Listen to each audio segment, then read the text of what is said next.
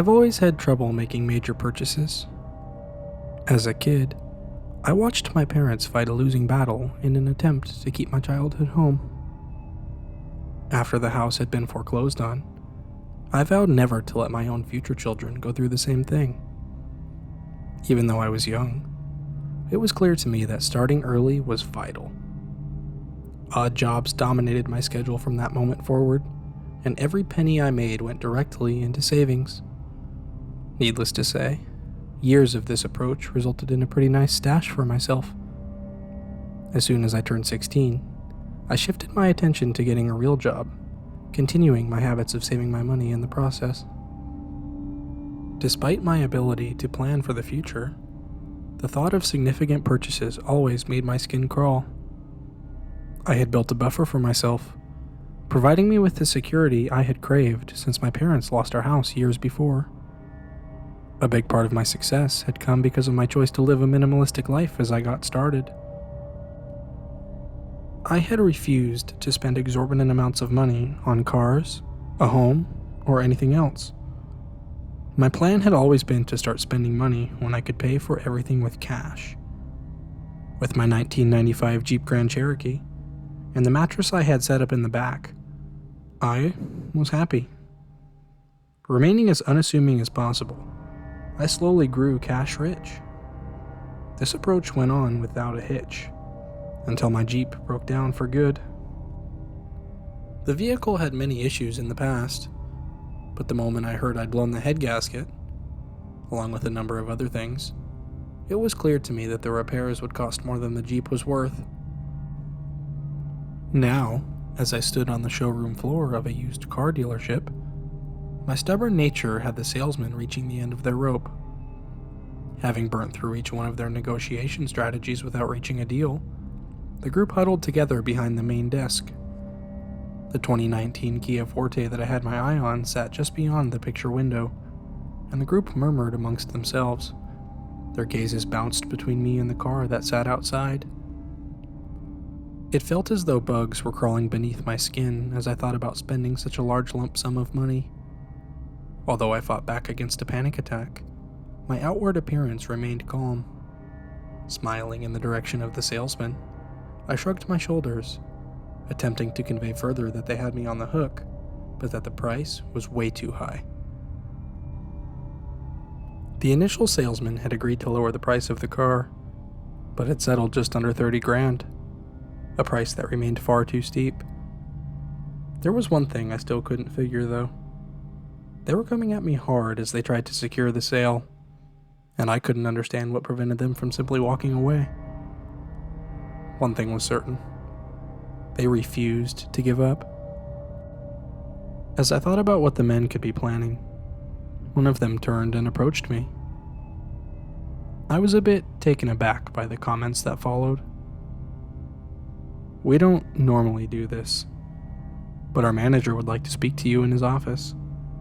Would you be willing to hear what he has to say?" Caught off guard, my response was to accept the invitation. The salesman led me through a set of double doors, revealing a white, sterile-looking hallway. A single door sat out of place at the end of the corridor. It was a large, wooden barrier, emblazoned with 4 coat of arms. The first bore an eagle, the second a badger, the third a lion, and the fourth a snake. Familiarity gripped me as I seemed to recognize the pattern. Before I could recall where I'd seen the crests before, my entourage was leading me through the door.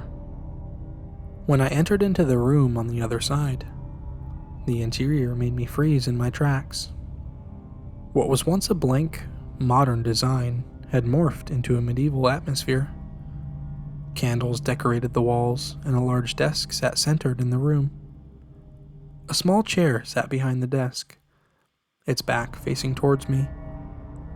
My initial reaction was to laugh. The chair was comically disproportionate to the desk, and the atmosphere left me feeling like the whole thing was a joke. The joyful feeling didn't last long, however. It quickly became clear that the salesman next to me, didn't find anything to be funny. Spinning around slowly, the chair across from me revealed the manager. I was stunned. On the other side of the room was none other than Dobby the house elf.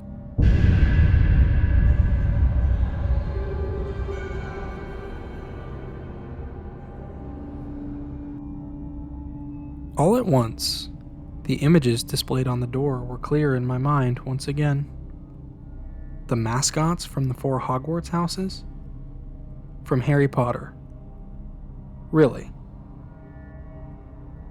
I began to chuckle a little bit, but it quickly turned into a hearty laugh. I was now thoroughly convinced the whole thing had been a joke after all. The men beside me, however, still weren't laughing, and the thing in front of me acted far differently than the film would suggest. Gone entirely was the pathetic, quivering mess that the creature had been. In its place sat a poised, mature-looking beast. Also gone was the tattered potato sack of an outfit. Instead, Dobby donned a professional suit, even nicer than the ones worn by the salesman. He sat silently with his hands clasped together.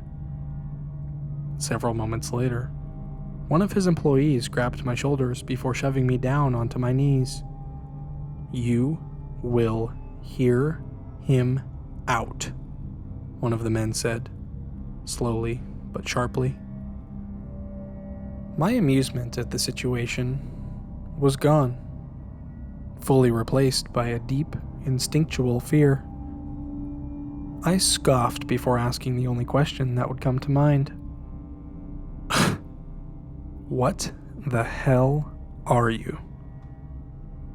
With this, I saw the thing move for the first time. He opened his hands before sitting up straight and getting right to the point. It became clear that his frightened, meek voice was also a thing of the past. Rather, a confident, even tone filled the room.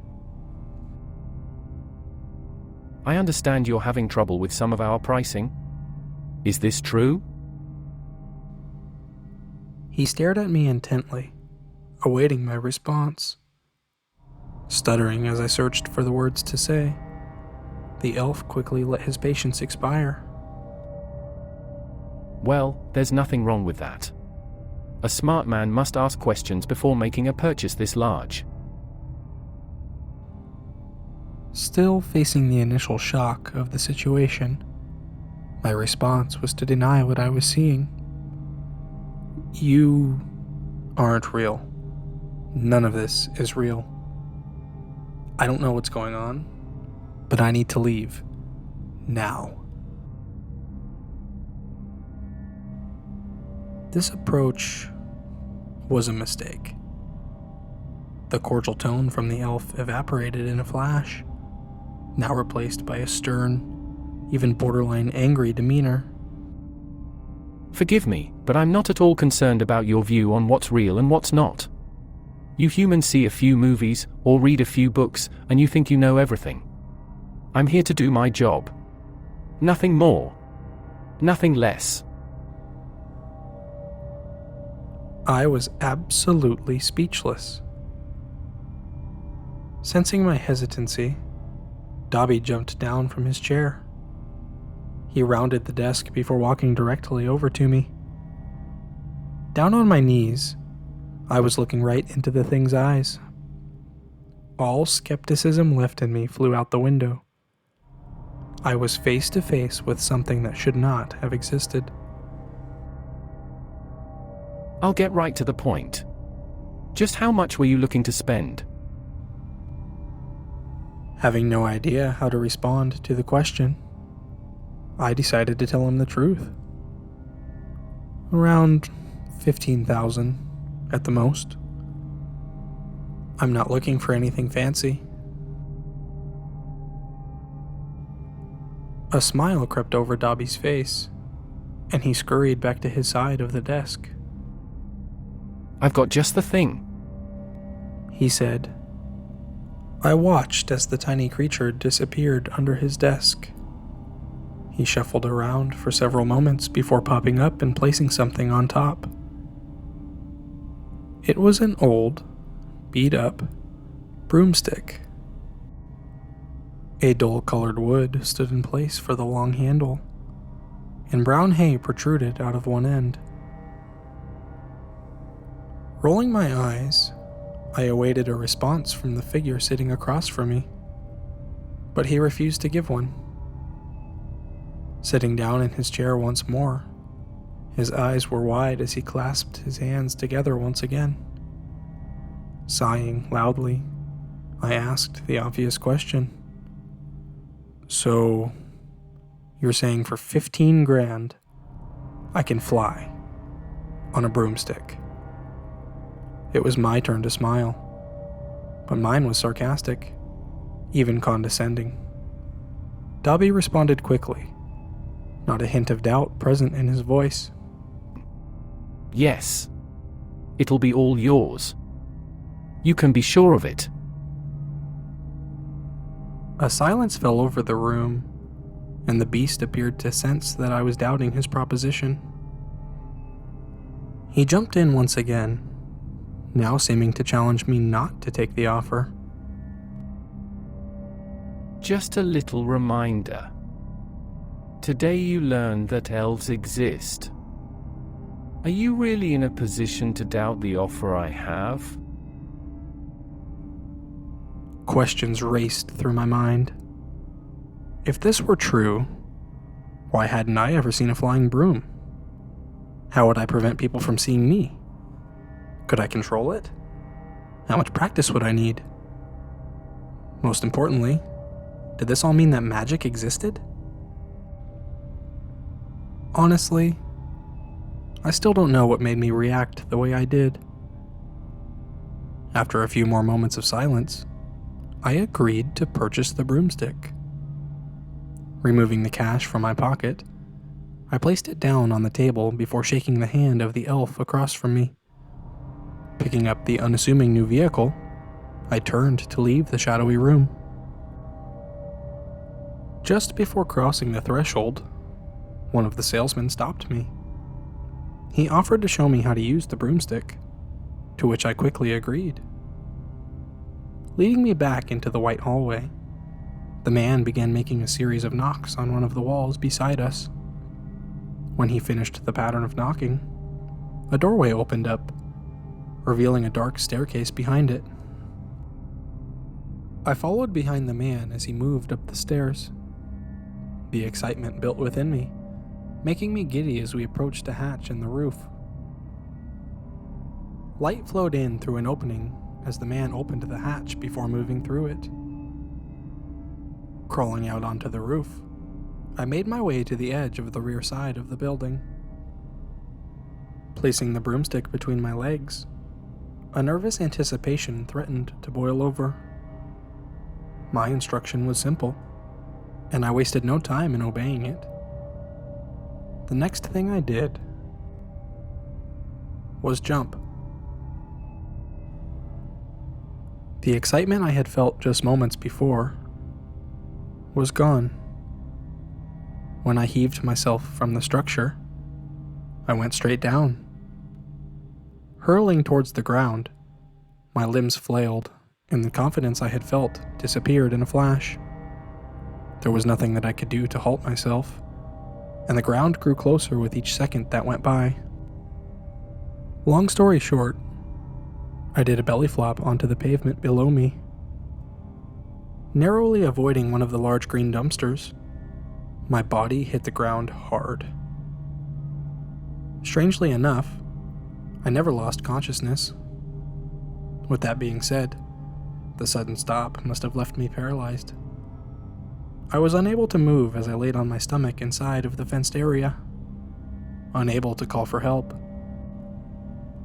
The salesman who had led me to the rooftop must have ignored me, but I was unable to turn my body to look up at him. Hope seemed to fade away from me as time went by, and my last thought was that someone would find me when they took the trash out. The sun had gone down before anyone came for me, and I guessed that it was around 10 o'clock at night. It was impossible to see what was happening, but I heard the sounds of many tiny footsteps scurrying in my direction. Several moments later, I felt tiny hands gripping me all over my body. The figures, whatever they were, heaved as they lifted me, hauling me back into the dealership. The last thing I remember was being carried into Dobby's office once more. I'm not exactly sure where I am now. Candles light the room, just as they did back in the office. I now lay in a cage of some sort. My stomach prickles as pieces of hay make their way into my shirt.